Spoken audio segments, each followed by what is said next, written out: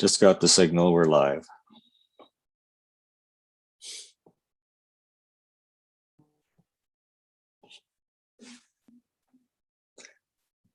All right, it is 6:32, so I'd like to call this regular council meeting Tuesday, September 28th to order at 6:32. Welcome council, welcome members of the public, and welcome staff. So this meeting is being held electronically as per Ministerial Order M192, and also this meeting is being held on the traditional territories of the Subasat, translated people of the lake, where we happily live, work, and play together as neighbors. So with that, I'll call this meeting to order and ask for any introduction of late items. Councillor McGonigal. Just if I may, prior to the start of the meeting, just say a few words once the agenda is approved, if you don't mind. All right. No other late items. I'll call for approval of the agenda as presented. All those in favor? And opposed? None. Motion carries. Thank you. Councillor McGonigal, go ahead. Thank you very much, Mayor Day, and your indulgence, fellow councillors. With Thursday, September the 30th being the first National Day of Truth and Reconciliation coming up, and us not having a public meeting at that time, I thought it appropriate for me tonight to wear my orange shirt in a gesture of support for that day coming forward. I think it's important for us as leaders to recognize that although we are not responsible, we have to hold those predecessors accountable for what the Truth and Reconciliation Commission called cultural genocide. And I think it's our duty to walk with the survivors, not only of the residential schools, but the generational survivors of that as well, as we move forward with reconciliation, support, and remembrance. So with that, I just want to acknowledge that on Thursday, September 30th, the first National Day of Truth and Reconciliation will be remembered. There are events throughout the Cowichan Valley. There's a walk at 9 a.m. in downtown Duncan. If you do have a chance, registration is available there. With that, I raise my hands and I thank you for allowing me to do that. Thank you very much, Councillor McGonigal. Okay, so now we can move along to adoption of minutes. And the first minutes are the minutes of the public hearing held on August 24th, 2021. Would anybody like to move those? Thank you, Councillor Austin, seconded by Councillor Sandhu. Any further discussion on those minutes? All those in favor? And opposed? Seeing none, the motion carries.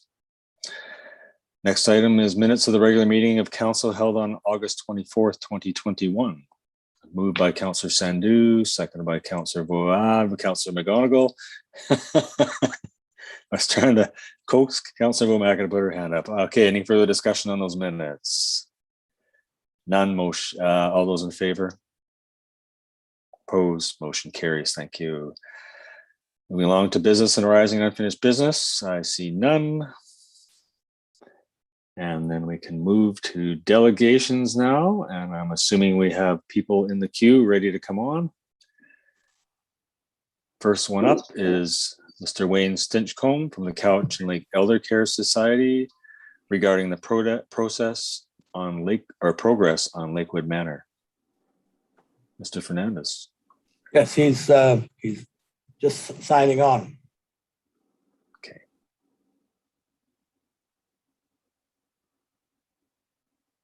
There he is. There he is. Hello, Joe. Good evening, Wayne. Yeah, waiting for Graham Burns from Macola to sign in. He has a brief PowerPoint presentation we'd like to go through with the folks. And we understand we are on a time limit of 10 minutes. 10 minutes, yeah.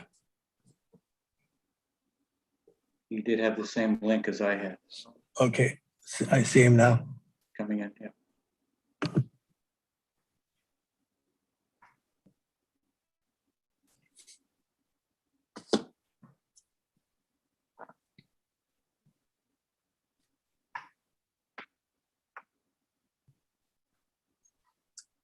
And there he is. Welcome, Graham. Thank you. Yes. All right. So Mr. Sitchcombe tells us that you have a PowerPoint presentation for us. Yes, that's correct. And are you able to share your screen, or do we need to transfer you the host? It's showing me the share screen function, so it's Okay. disabled. Yeah, you'll have to transfer over to me. And Mr. Fernandez? Yeah, and then you'll transfer it back. I hope. You bet. Unless you'd Promise. like to be a stand-in CAO. Not this week. Okay. Gotta find you first.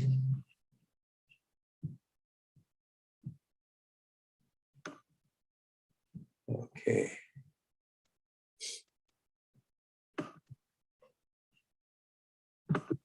There you go. Right.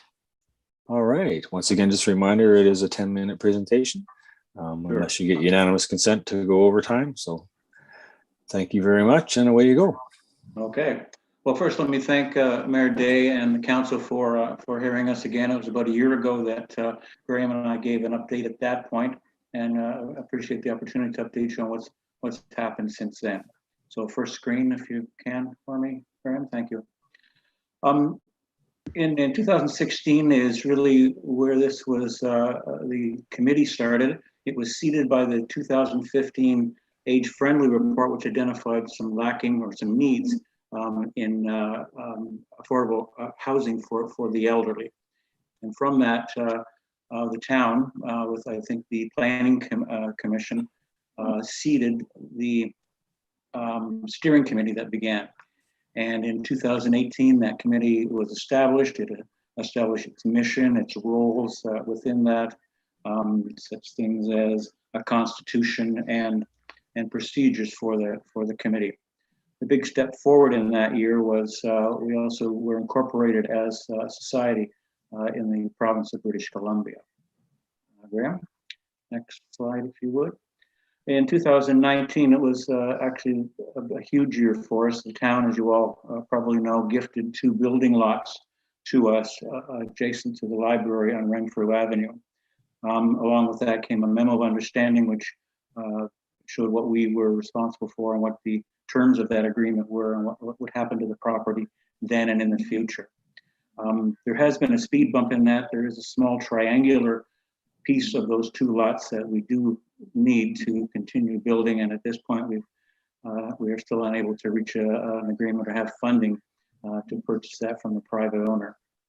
In 2019 also we approached the McCullough Development Services area, and we've just been so pleased with Graham Burns, who's a development planner, and the work that he's done to take us further in preparing the property and getting it ready for development.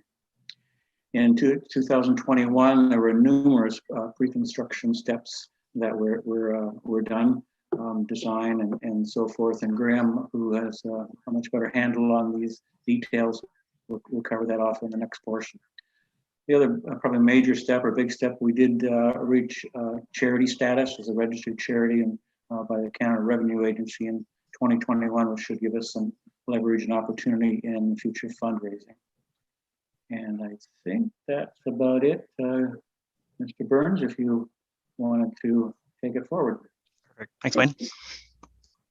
Yeah, so as Wayne mentioned, we've done a lot of work in the last 4 years to get to where we are today, and we pushed really hard to get move forward with a CHF funding call with BC Housing this year, and unfortunately we were unsuccessful. And I think the main reason of being unsuccessful with that funding call was the purchase of that additional piece of land. BC Housing, I really think, wanted to see that solidified before that they could lock in funding for us. But this sheet here, I'm not going to go into too much detail. I just wanted to provide this as a high level snapshot for everyone to look through. It just gives the high level overview of the site. The key things that I want to look at just on this page though is just the unit count. We're looking at 30 units. It'll be 26 1-bedrooms and 4 2-bedrooms, with 4 of those 1-bedrooms being fully accessible to meet CMHC funding requirements as well as BC Housing funding requirements. So it keeps us in a great spot with leveraging funding from those provincial and federal funding provisions providers. So yeah, just again, I'll share a copy of this for all of council as well, so we can send it over after the presentation so you can look at this in more detail. What I really wanted to do tonight, though, is share the site, share an overview of the site context, and specifically look at the designs that have been presented to date. I think the only person that has seen the designs in any detail has been Mr. Van Hemert, and I'm not sure if he is on the line today or not. But yeah, I just wanted to really give an opportunity for council to have an idea of what we're looking at and the work that's been done to date. So this show is just a high-level context of the site. So we're located right on Renfrew Avenue, as Wayne mentioned. We're abutting the Vancouver Island Library, and this is the two sites here is what the town of Lake Cowichan originally has gifted the Kleck Society, and then this is this third piece of property is the one that Klex is currently trying to acquire.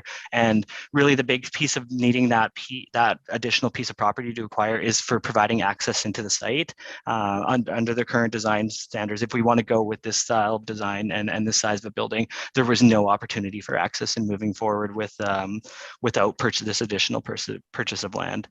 So we've also had a surveyor come out, and they've done a full survey of the site as well as that additional piece of property. So we have the dimensions and ready to go, and it's just a matter of turning this into a lot consolidation when we're ready to move forward with the rezoning process once successful with purchasing that final piece of land.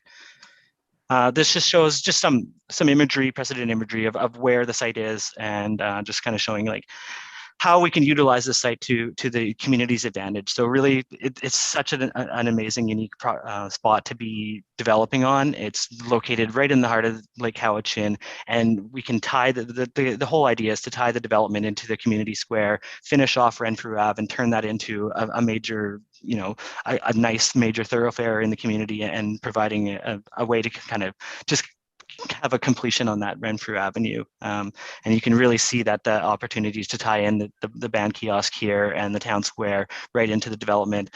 We'd like to see like a seamless design that goes in between the library and the development site itself, allowing for a easy transition from site to site.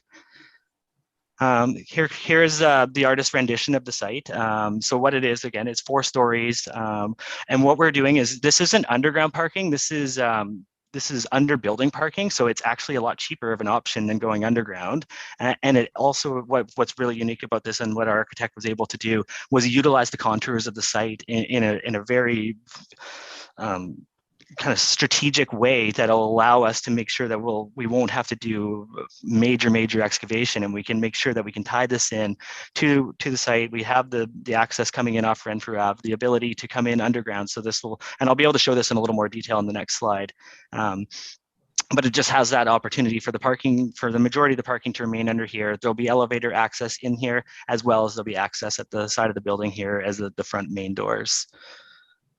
Again, so this is a little bit of a different imagery showing the same thing, but as you can see the contours much better in this image, and it shows the ability of that tying that Renfrew Ave all the way together. So this is that the planter box at the start of the site, and that's where the access would be utilized coming in through there, and then the parking underground. And then what we'd like to see is kind of a communal parking between the development and the town that would be able to provide access for additional parking, finish off that Renfrew Avenue space, and allow for that completion of the site and the allowance for extra parking that could be utilized for community events, and just being an opportunity to really, again, make this into a very seamless community-oriented project. So this is a full rendition of just what the layout of the building will look like exactly. So again, this is kind of just showing there that the tie-in of Renfrew Avenue, and we can see that some potential parking to be added here, with the majority of the tenant parking that would be under here.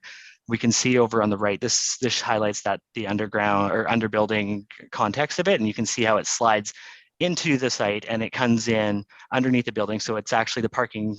Other side of the parking is all underneath the 1 bedrooms here, the 2 bedroom, and then here's your elevator access again, just slightly underneath. And it's, again, like we looked at the opportunity to go with full underground parking, but it was just the challenges of underground parking are insane. And we just completed underground parking for a project for where our office is, and we built 2 buildings in there, and we were in the realm of I think it was $9 million for the underground parking. So it's insane how expensive that gets and how quickly.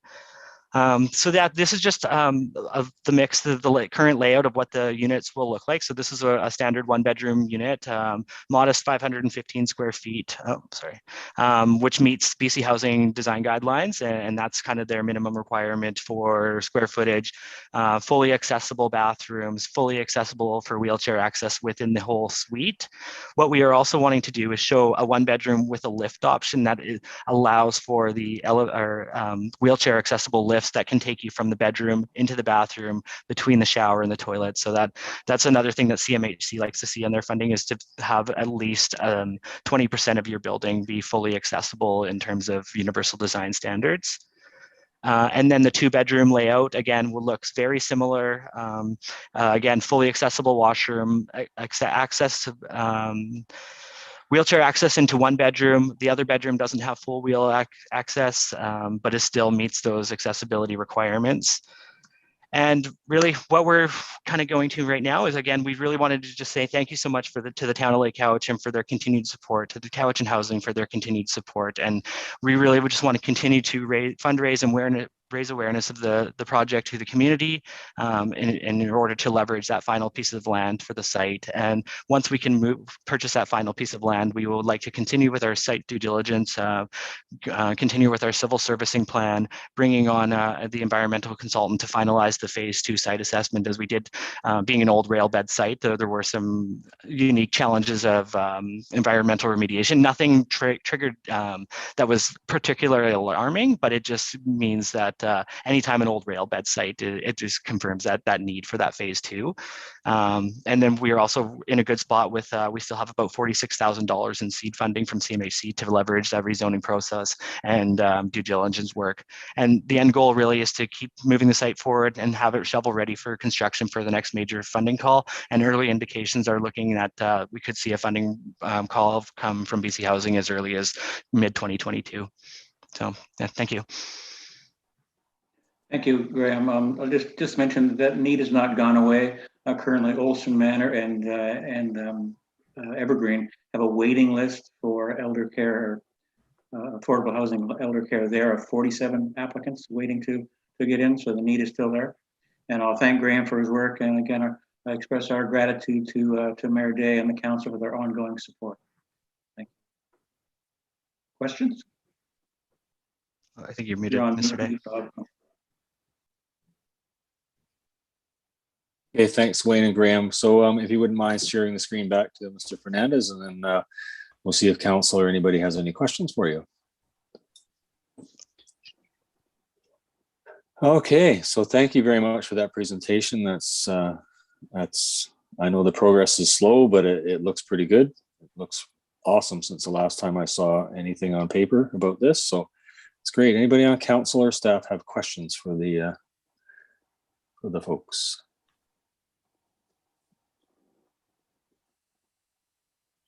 Councilor McGonigal. Councilor Vomack. I will yield to my female counterpart. Councilor Romaka, I believe, had her hand up first. All right, Councilor Romaka, too many pages going on.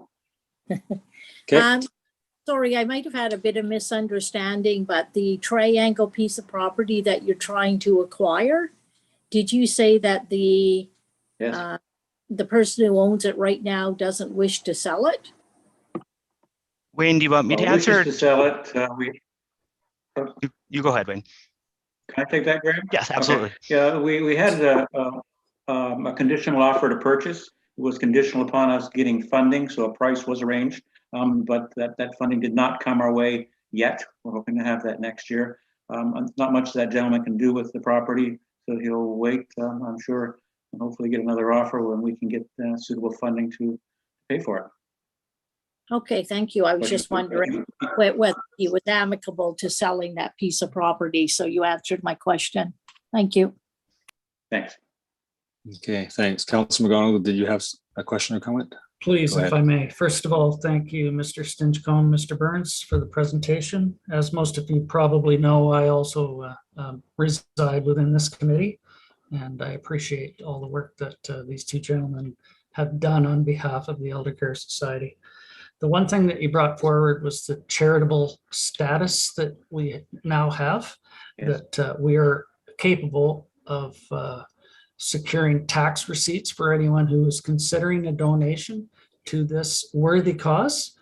As you look around the room and we're all either graying or balding, I think that we will be needing perhaps some affordable senior care housing, not in the near future, but in the distant future. So if you're interested, please consider a donation to this worthy cause, and that may help the purchase of that property much more soon. There's my plug.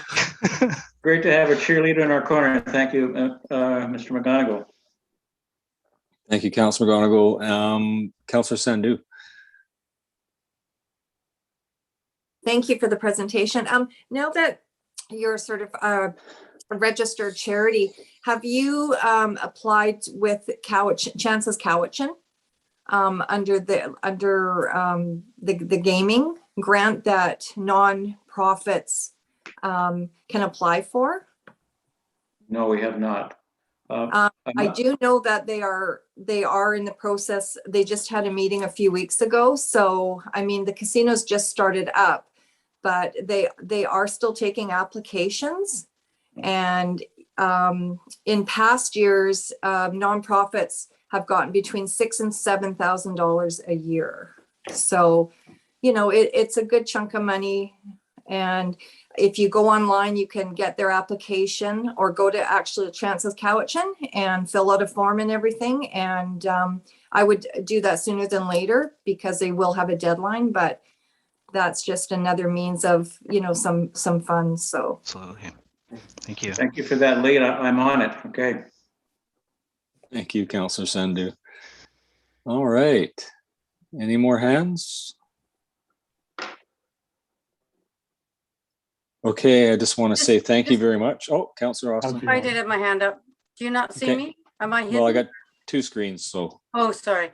I'm also on that committee and I know how much wonderful work, especially Graham and Wayne have done. The charity status was 2 years or a year and a half. A lot of work, and Graham has done a wonderful job and we're so happy, and I can't wait for this to move forward. So I'm hoping we'll get some more funds and in the near future and get this done. So thank you both. You've done a wonderful job. Thank you. okay, I'm going to zip back to the other page here and see if there's any more hands. And I'm back. Okay. So thank you very much, gentlemen, for coming and making the presentation tonight and bringing us up to date. And thank you, councillors, for those questions and comments and remarks. So I look forward to seeing more progress. And until we meet again, thank you. Thank you so much. Great work.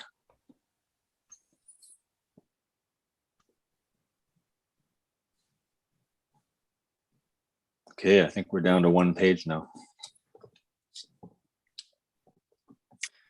And we have another delegation with us this evening. We have Bev Suderman, Cowichan Housing Association, regarding the Cowichan Housing Association annual report. And I think she has a person sitting next to her. And I will let you folks introduce yourselves and welcome. It's all yours. You have 10 minutes and we'll see where that goes. Is it possible for me to be able to share my screen for the PowerPoint presentation? That is possible, Mr. Fernandez. Yeah. I'll transfer the hosting as long as you remember to transfer back. Just for council's information, that PowerPoint's been shared with council already.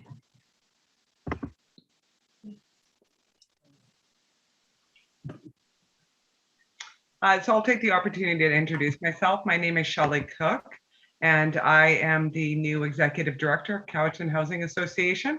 So while this was arranged with Bev, and I think it was important for Bev to do the presentation, I also wanted to take the opportunity to introduce myself and to thank you so much for the opportunity for us to talk about this important work. All right. Thank you, Shelley, and welcome. Thank And you. congratulations on your position. Thank you. I appreciate that. Thank you very much, Mayor Day and Council.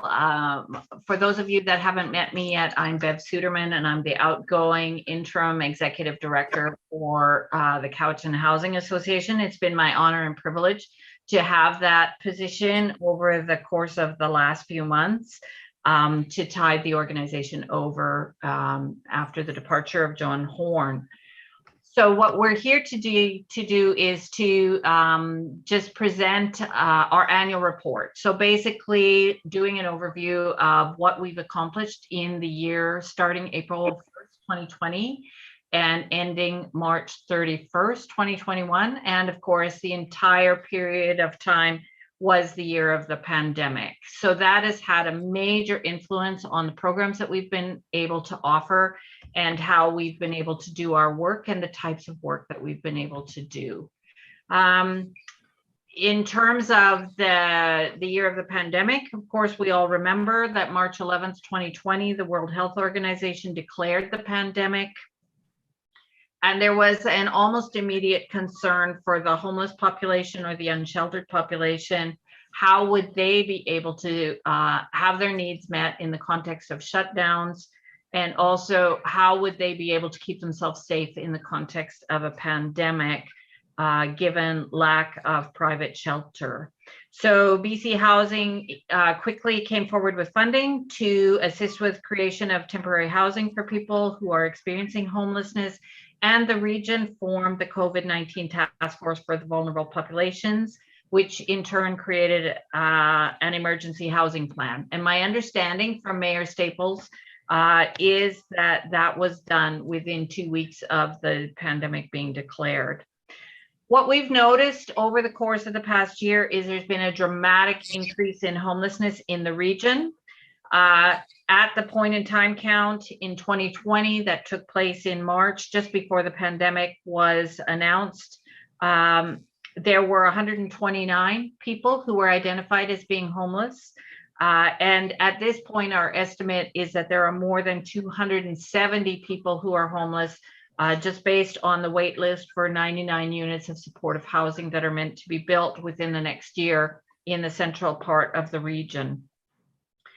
Within the same period of time, there's been a dramatic rise in housing prices. The average sale price for a single family home in the region jumped 28% from June of 2020 to June of 2021. And rents are also increasing. So in this reporting period, we had two pandemics, the COVID pandemic and the opioid pandemic, as well as a housing crisis to deal with. So it's been tumultuous, to say the least. This is an overview of the programs that are provided by the Cowichan Housing Association. So we do our homelessness prevention work. We have our emergency response work, which included in this past year the Lewis Street fire, where an entire affordable housing apartment building became uninhabitable due to a fire on the top floor. And also with our COVID-19 task force housing, where we're providing shelter housing for 66 people within the central part of the region. We also continue with our research and information provision and our community development activities. And then lastly, the regional housing service, which all of the taxpayers in the region contribute to. So within the past year, the Cowichan Housing Association has been able to recommend to the CVRD that these funds be allocated to 3 affordable housing projects, one in Ladysmith, one in Lake Cowichan, and one in Duncan. And 2 applications are pending for North Cowichan. So in March 2021, the Cowichan Lake Elder Care Society was successful in their application for $175,000 towards their Lakewood Manor project, which we were just hearing about just before our delegation started.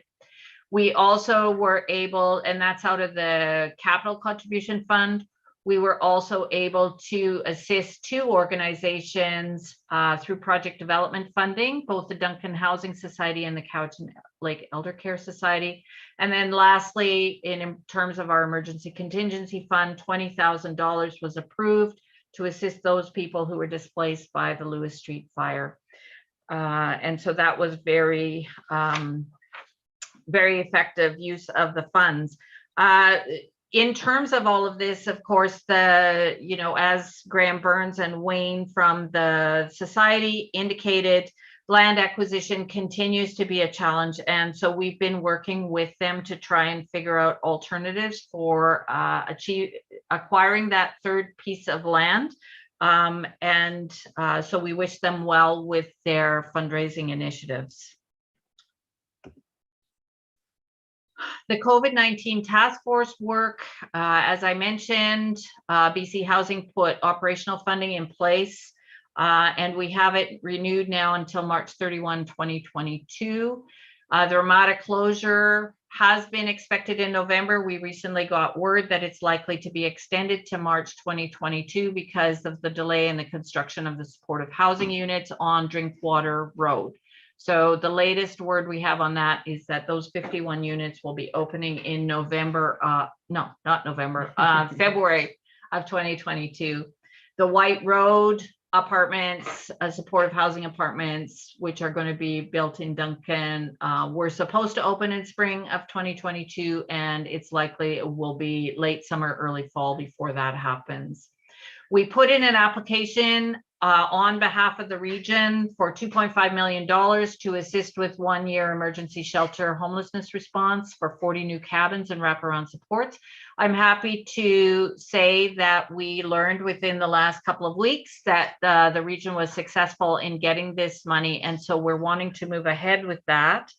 There is a component of that funding that is targeted for Lake Cowichan, and so towards the end of my presentation, I just want to raise that again. And ask for your support in terms of moving ahead with providing supports for homeless people in the town of Lake Cowichan. We also were able to submit a proposal for rapid housing that was due on August 31st, and we did that in partnership with Cowichan Tribes. So that was an amazing experience. We're expecting 52 new homes to be built with that, assuming we're successful. I'm feeling very optimistic. We'll know in about 3 weeks whether or not that funding application is going to be funded.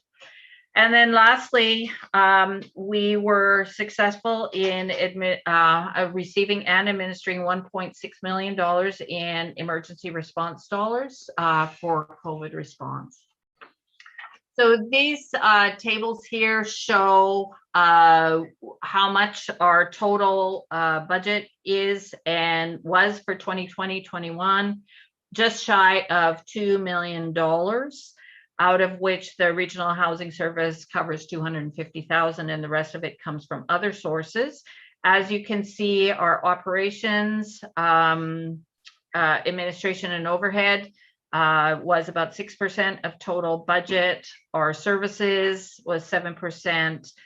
We provide emergency assistance to Indigenous people. That's about 1% of the budget.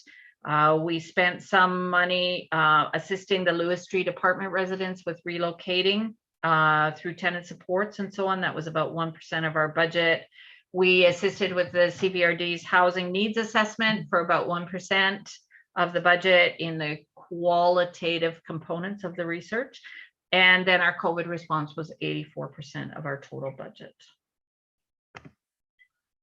The housing crisis and the challenges are ongoing, and in many ways are higher than they've ever been, or more extreme than they've ever been. As I mentioned earlier, the dramatic rise in housing prices is affecting first-time home buyers the most. But it's hard for everybody. There is also an acute rental shortage with less than 1% of vacancy in our region at any given time, and rental prices are ballooning. In this context, we're also finding that there are a lot of renovictions, we call them. So that's when people are evicted from their housing so that the landlord can renovate the building and then turn around and rent it for more money. And so that creates a crisis of affordability, and it's actually, in fact, creating homelessness within the region. Vacation rentals are another challenge that we don't quite know enough about at this point because there's no requirement for them to be licensed. So we're guessing at how many units there actually are in the region. But we think that vacation rentals are taking housing out of the normal housing stock for short-term rentals. And then lastly, one of the big challenges that we observed is that First Nations people generally, youth, minorities, and people receiving income or disability assistance find it extremely difficult to find rentals due to discrimination. And this was directly experienced by our staff as they were trying to assist people to find new housing. So there are a variety of emerging issues as well. Through our experiences over the course of the summer in trying to assist the Cowichan Women Against Violence Society with finding an alternate location for the women's shelter, the UBCM grant where the land that had been designated for that was repurposed in the interim, and so we had to find new land for that main site, and also the Rapid Housing Initiative too. What we learned is that there's a dire lack of appropriately zoned and accessible land for social housing projects. And so based on that, we are encouraging local governments to preserve and protect their land holdings for the purposes of affordable housing over time. And Lake Cowichan certainly is a leader in that regard. We're also learning about workforce housing challenges. The new hospital is going to bring more jobs into the region and more housing need. Where are those people going to be living? We have been hearing about doctors not coming to the region because they can't afford the housing in the region at this time. This is also very strongly affecting the tourism and the retail sectors. And so Cowichan Housing Association is investigating the possibility on a moving forward basis of developing a workforce housing strategy. We find also that there's an increase in the number of citizens living in non-standard housing. They might be couch surfing, although we think that part of the reason for the dramatic increase in homelessness is because so many people who were couch surfing all of a sudden got displaced because families were wanting to be able to isolate better. But it means people are living in their cars, people are living in RVs, people are living wherever they can, actually, and it's heartbreaking to see some of the circumstances. We also have an aging rental stock in the region, and I believe that that affects Lake Cowichan as well. What we're also finding is between the fires and the rent evictions, we're having a lot of displacement of lower income individuals. And very soon, there will be the end of the COVID specific policies, rehousing protections. And so we will start to see people being evicted for non-payment of rent and things like that, that we haven't seen so far during the pandemic. So okay, so Bev, how close are we to wrapping up here? We're at a little over 10 minutes now. Two slides away from the end. All right. Please. Council, at your pleasure here, shall we let them continue? Yes. The 2 slides. All those in favor? Yes, I see thumbs up and all that kind of stuff. So, okay, go ahead, Bev. Thank you. Sorry for interrupting. Thank you very much, Mayor Day and Council. So Cowichan Housing Association is calling for the establishment of a comprehensive and consistent regional affordable housing policy framework, organized around 4 policy themes. One is land provision and acquisition, and we've talked about that a little bit. Another one is the preservation of rental housing, so preventing that basically from being converted into private ownership housing. And that can be done through the special rental only zoning. We're asking for communities to look at other kinds of housing market controls and to increase the affordable rental stock. So by supporting development applications for affordable housing and so on. And then lastly, beyond policy, we're asking that local governments consider relaxing bylaw enforcement on non-standard housing. It looks a lot like war on the poor. If you undertake bylaw enforcement against people living in their RVs and so on and so forth, when there are alternative housing opportunities available, that's one kind of policy decision. But when there are no housing options, it looks a lot like waging war on the poor. So our recommendations are that the town of Lake Cowichan and other local governments in the region identify, protect, and acquire all land suitable for affordable housing through land acquisition and protection policies, and have zoned ready land for future rapid housing funding calls with fast track development permitting processes if possible. We ask that you support a region-wide workforce housing strategy and its implementation. We ask that you relax bylaw enforcement on non-standard housing and develop policy to allow for temporary housing such as RVs. This has been done successfully in the town of Valemount here in BC, and so it will be something worth investigating through your planning processes. We ask that you support the development of vacation rental business licenses for statistical purposes to understand its effects on rental stock. And lastly, we ask that you provide supports to homeless people in the town of Lake Cowichan. We know that you've received correspondence from Cowichan Lake Community Services Society. We've been in touch with them as well. Their new executive director will be starting in the middle of October. So we're hoping to be able to undertake discussions with them around service delivery. We know that they haven't made any commitments and so on. But partly the original application put in place 6 units of affordable housing, not emergency shelter housing, modular, temporary, for homeless people in the town of Lake Cowichan. Since that was put in place, we've been hearing from concerned citizens within the town of Lake Cowichan at our offices who are telling us that there are now 17 individuals in the town of Lake Cowichan who are absolutely homeless. So 6 units might not be enough, but we're hoping that in collaboration, we can work together to meet the needs of these most vulnerable people. Thank you very much.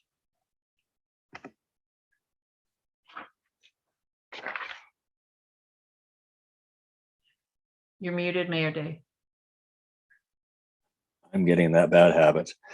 Anyway, so thank you very much, Bev and Shelley. So if you could share your screen back to the administrator, we can see everybody on one screen almost. And then I'll ask for council has any questions or comments for the delegation. Go ahead, Councillor Sandhu, then Councillor McGonigal. Thank you. Thank you for the presentation. So you were saying at the end that there's been calls from citizens in Lake Cowichan that there's up to 17 homeless.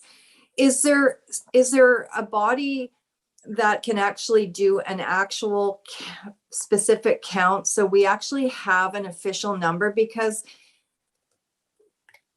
I'm finding 17 to be a high number, but I don't have the resources to say yes, that's yet true or not. And I think it's important that it's not just hearsay or somebody seeing somebody or a conversation they have. There's actual facts behind these numbers. And I think that really for me personally as a counselor, I need facts, I need numbers, and that's important. So in part of this process. So, and the other thing is the finding land, municipalities and cities trying to find some land for these temporary housing and that. And if we have none, what do we do? That's got to be a conversation moving forward. Is a location, how do we get it, what are we looking for, and that. So I think when we motioned to support this this grant application, I think there was a lot of unknowns, and I wish we had more information when we're going through this process. And because I still support the grant and what we have needs up here, but it's just, I feel in the last few months, this process has been tainted by individuals in leadership roles that have haven't actually properly worked with their own organizations, and there's been too much hearsay and that behind the scenes. So for me personally as a counselor, we haven't had discussion at this table enough there's been too much discussion outside our table. So I think one of the keys for me as a counselor here is this town council meet with you guys and start the conversation again from scratch, because to me, this process has been tainted somewhat. So I want to get back on track. Thank you, Councillor Sandu. I got Councillor McGonigal next, please. Thank you very much.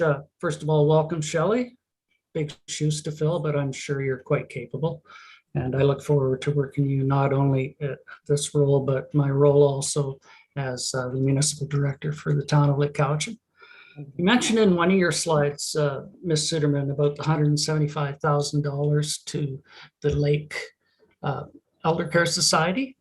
Was that funding contingent on BC Housing or CMHC or CMHA housing funding applications being approved, first of all? Yeah, the Cowichan Housing Association has a policy in place that all funding for a project needs to be confirmed before we can release any funds to a particular project. So that kind of put the Cowichan Lake Elder Care Society in kind of an awkward situation. So we've been trying to find creative ways around that particular policy that doesn't violate the spirit and the intent of it, but assists the Elder Care Society with achieving the goal, and the town of Lake Cowichan with achieving the goal of having affordable seniors housing in the town. And if I may, I just wanted to clarify that publicly, that those are held in abeyance until that funding comes through from other levels of funders, that it's not discontinued, that it will be held until that funding becomes available. Absolutely. It's targeted for that particular project, and it will not be reallocated to any other project unless this project fails at some point, which I'm hoping it will not. And it certainly sounds like it. And one of the policies was that it cannot be used for land purchases, which is also a fact in the policy of the funding. That is not quite so much of a fact, Councillor McGonigal. It can be used for capital, and capital includes land acquisition costs.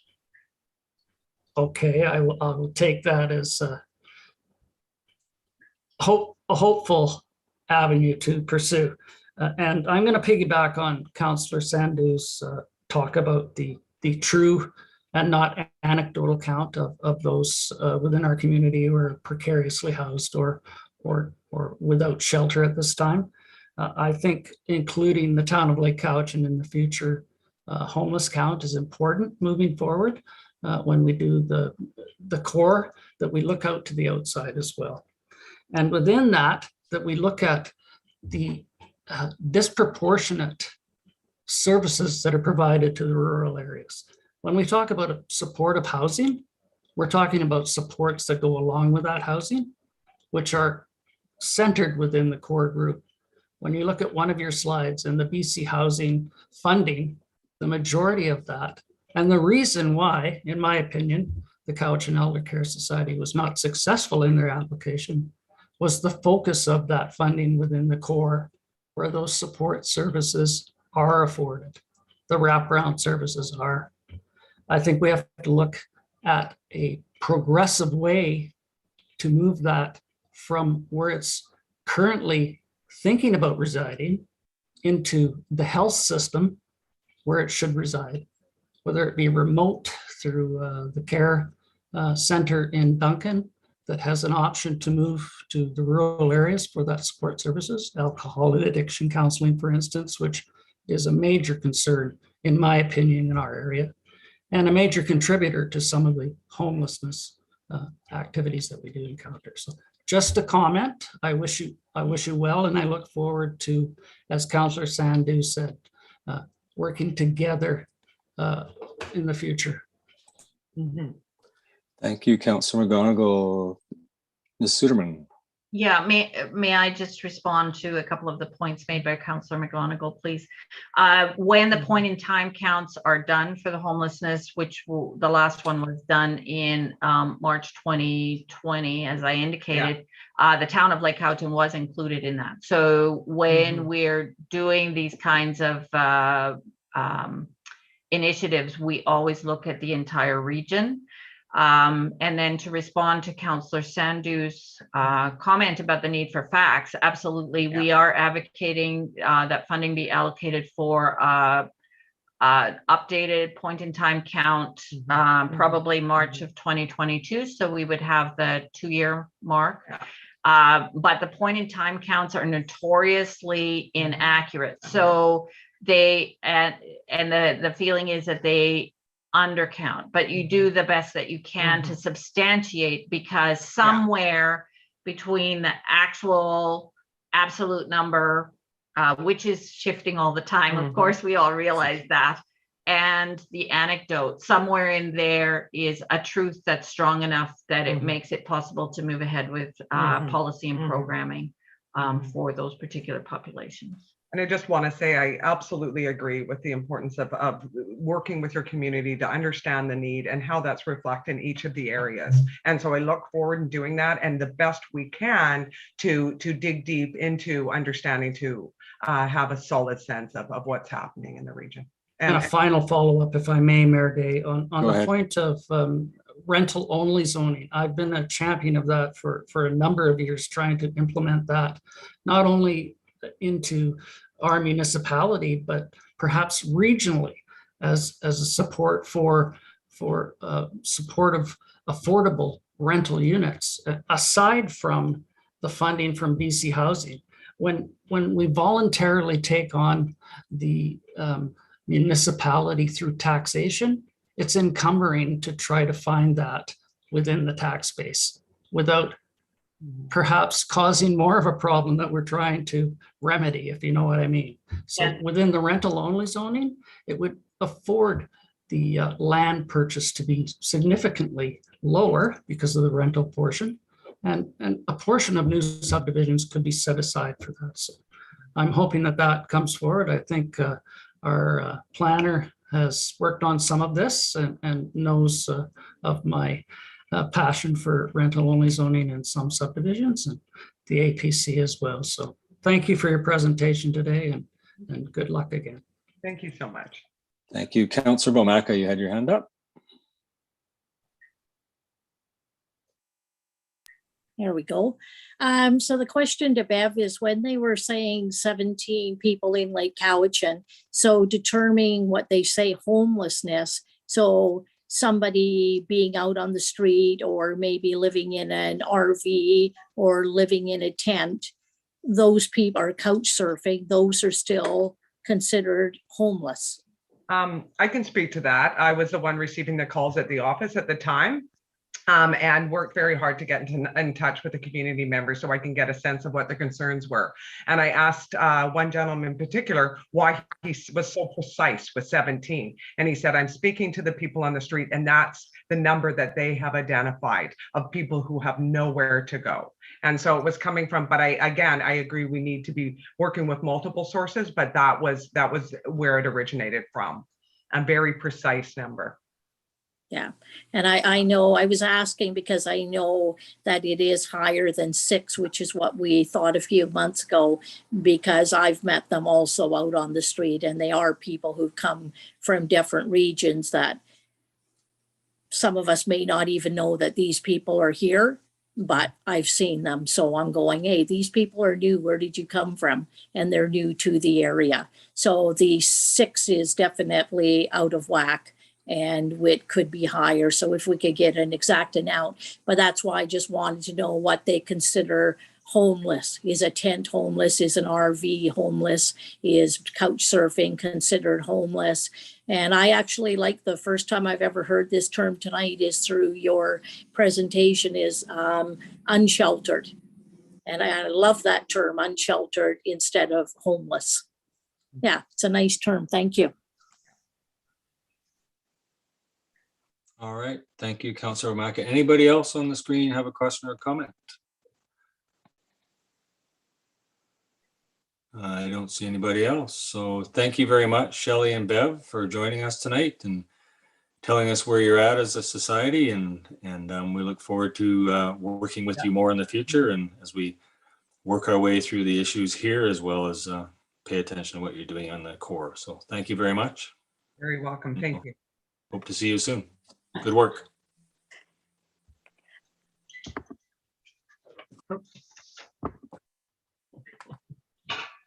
There, you're good.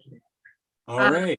Apparently I'm the host, so if I, I think you can assign and then we can. so who do you want me to assign the host to? Mr. Fernandez. Go. Joseph. Who would like? to Okay. do that? All right, I think they've done it. Okay. So we'll move along now to correspondence action items. Late edition today, and I hope you've had time to read the backup email that accompanied this. And so it's from Pat Foster, CATSA Station Museum, regarding coverage for liability insurance. Mr. Fernandez, would you like to speak to this? Yeah, this is not new. This is something that's been goes back to early 2020. Mrs. Foster talked to me about the need for liability insurance for some of the volunteers and people who work at the museums and at their premises. So I, in the meantime, did get in touch with MIA. As you can see, the correspondence that went back and forth between MIA and myself.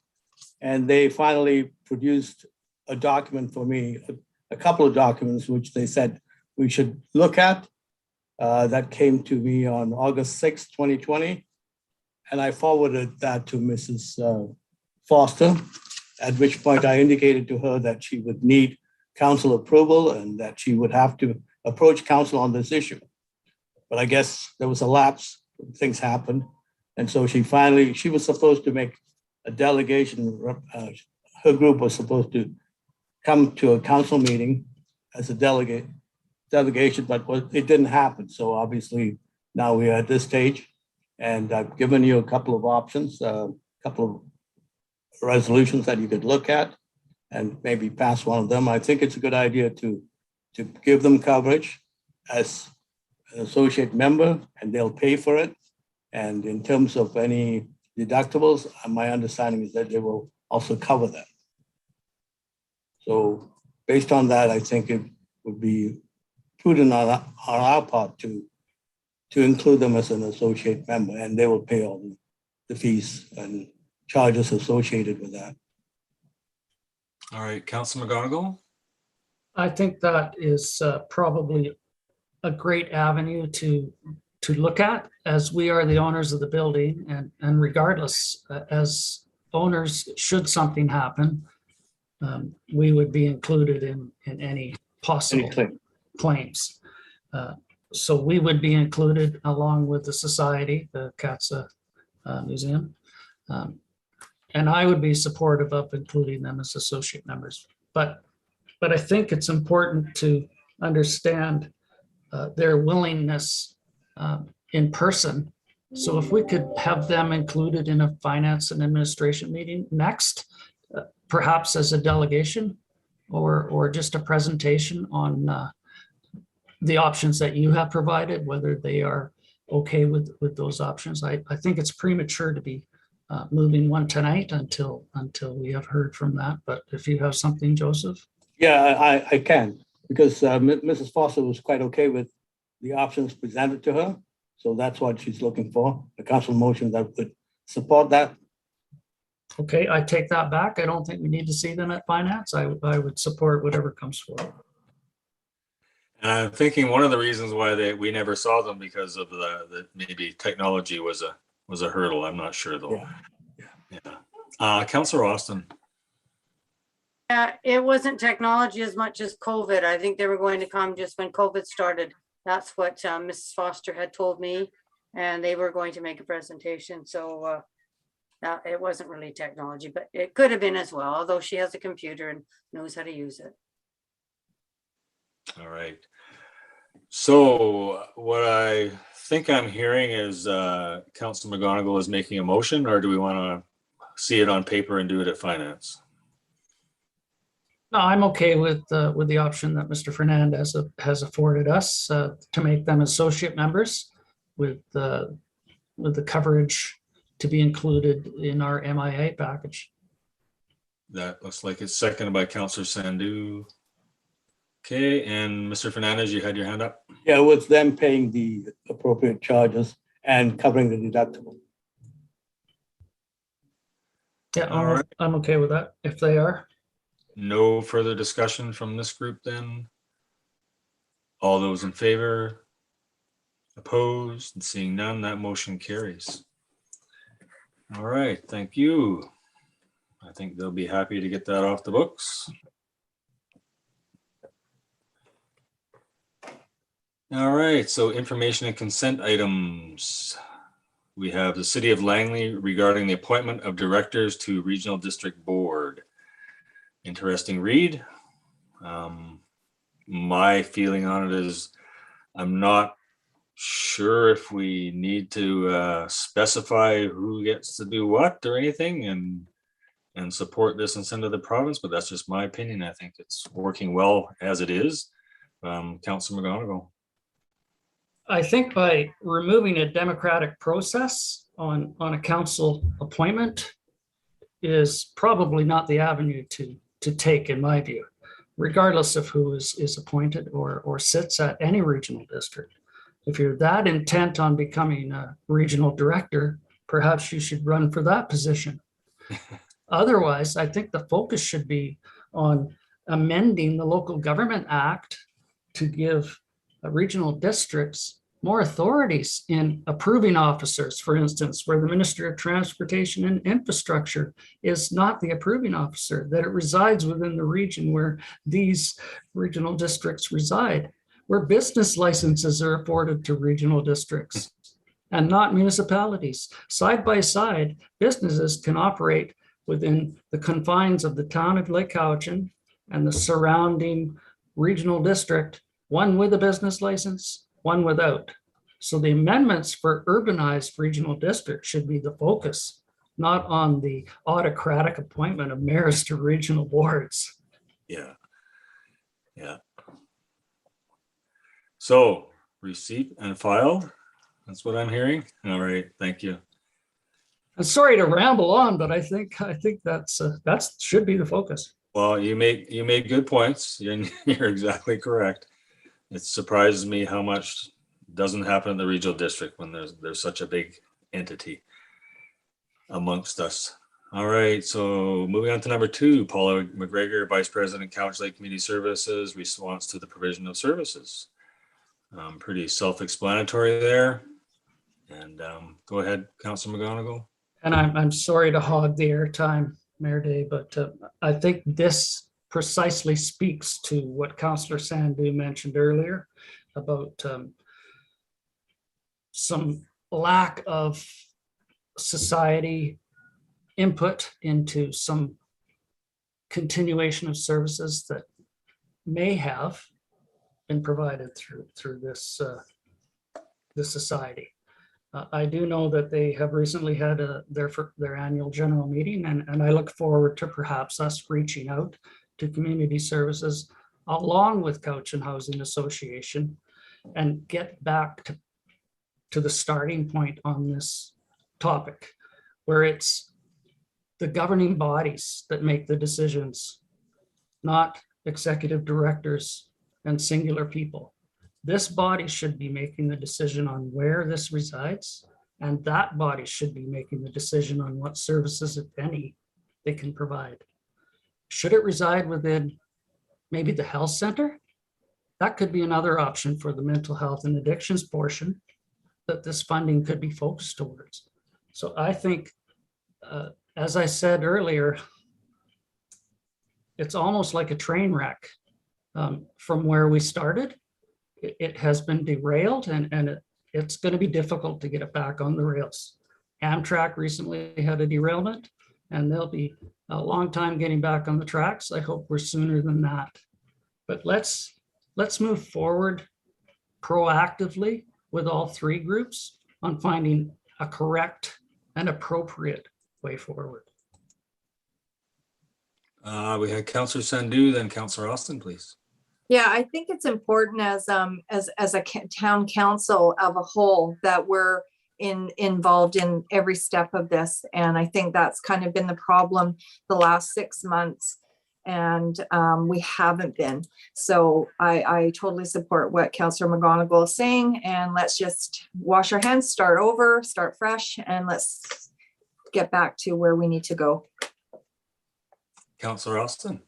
Yes, I just wanted to say, I think you should add Island Health into that mix, because that is where the mental health and addiction issues should be dealt with, or counseling should be dealt with. At community services right now, they're dealing with young families and children, and it's maybe not safe sometimes to have people with these other issues around in that area. I was working in the soup kitchen there, and people were always polite to me and everything else like that, but it would be very difficult for some family members to want to leave children around when you're not sure. Not putting the people down for having health issues or mental health issues, but when people aren't sure how they're going to react or what's going on with them and things like that. So I think you need to add Island Health into that, because the nurses I worked with, were going to them every Wednesday, doing a bit of counseling at the door and giving COVID shots and that type of thing. And I think they're still doing that for the few homeless that we do actually have here. Yeah. Yeah, that's right. And I think what we need to do is start from ground zero and see what exactly we need and who's going to provide it, and fashion something that works for us. That's the most important, because I think it was mentioned at the very beginning when we first endorsed the application that we were going to go back and do some community consultation on what was needed and where we needed and how much we needed. So okay, now we can start again, and I'm glad that Cowichan Housing Association is still willing to carry on those conversations, and maybe they can redirect some of that funding where we all think it can go after some capacity is built back in community services, and we can get together and talk about it again. All right, any more? I got everybody on one screen. Any more comments on that? Okay. So prior to moving on, Mayor Day, we've been an hour here. I need to stretch my legs, if you don't mind, and maybe a 5-minute break, and then we come back. Good idea. Does If you your don't dog's mind. water dish need to be filled? Yeah, Mine does too. Okay, so 5 minutes. All right, guys, 5 minutes. That's 7:44. See you then.